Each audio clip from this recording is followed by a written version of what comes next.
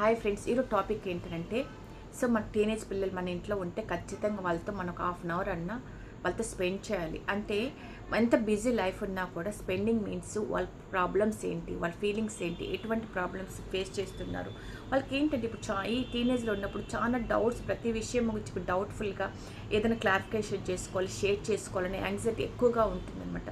మనమంతా busy life కదా, మనకు అసలు అంత ఓపిక ఉండదు. కాబట్టి వాళ్ళు ఏం చేస్తున్నారంటే మనము ఇలా స్పెండ్ చేయకపోవడం వల్ల వేరే ఫ్రెండ్షిప్ కోసం ఎక్స్పెక్ట్ చేస్తున్నారు, వాళ్ళతో అన్నీ షేర్ చేసుకోవాలనుకుంటున్నారు. అటువంటి చాయిస్ మనం ఇవ్వకూడదు.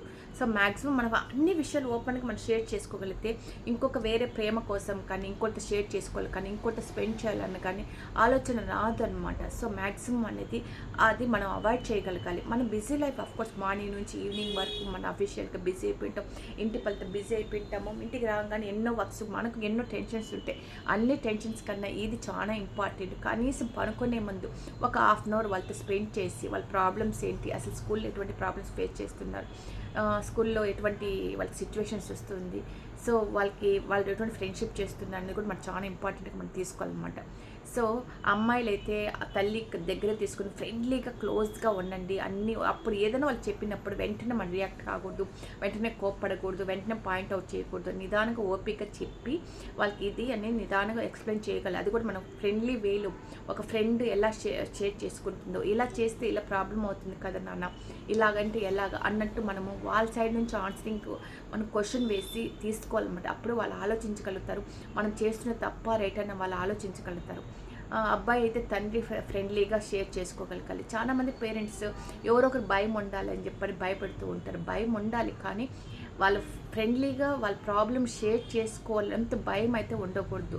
సో వాళ్ళు అన్నీ షేర్ చేసుకోగలిగితేనే అసలు వాళ్ళ సిచ్యువేషన్ ఏంటి, వాళ్ళు దేనికి బాధపడుతున్నారు, ఎటువంటి ప్రాబ్లమ్స్ ఫేస్ చేస్తున్నారు, మనతో ఎందుకు వాళ్ళు దూరంగా ఉంటున్నారు అనేది కూడా మనకు చాలా ఇంపార్టెంట్. వాళ్ళకి ఏదైనా ప్రాబ్లం వస్తే మనతో చెప్పుకోకపోతే ఇంకెవరండి తీరుస్తారు? వాళ్ళకి ఫైనాన్స్ ప్రాబ్లమ్స్ తీర్చడమే కాదు కదా, వాళ్ళ పర్సనల్ ప్రాబ్లమ్స్ కూడా మనమే కదా తీర్చాలి. సో మన పర్సనల్ ప్రాబ్లమ్స్ వాళ్ళని షేర్ చేసుకోగలిగితే వాళ్ళు ప్రతి ఒక్కటి టెన్షన్ ఫ్రీగా ఉంటారు, అన్నీ ఓపెన్ అప్గా మనతో చెప్పగలుగుతారు. చెప్పగలిగినప్పుడే వాళ్ళు కరెక్ట్ రూట్లో వెళ్తున్నారు లేదని మనకు క్లారిఫై అవుతుంది. మనం ఏదైనా సలహా ఇవ్వగలుగుతాం, మనం అబ్జర్వ్ చేయగలుగుతాం కదా, అవునా కదా. సో ఫ్రెండ్స్, మీరు భయపెట్టండి కానీ ఏం చెప్తే ఎలా వాళ్ళు రియాక్ట్ అయ్యి మనకు ఎటువంటి రియాక్షన్ వస్తుంది అన్ని భయపడే విధంగా మాత్రం ఉండకూడదు. ఫర్ ఎగ్జాంపుల్ ఇప్పుడు ఎలా మన పేరెంట్స్ కొంతమంది ఎలా రియాక్ట్ అవుతారంటే, ఫర్ ఎగ్జాంపుల్ పడిపోయారు అనుకోండి, వాళ్ళకి తగిలే దెబ్బ చిన్న దెబ్బే, ఇంటికి వచ్చినాక నీకు భయం లేదా, భక్తి లేదా, అలా ఎలా పడతావు అని చెప్పి మనం రెండు పీకుతాం అనమాట. సో ఆ దెబ్బ కానీ ఈ దెబ్బ ఎక్కువగా ఉంటుంది.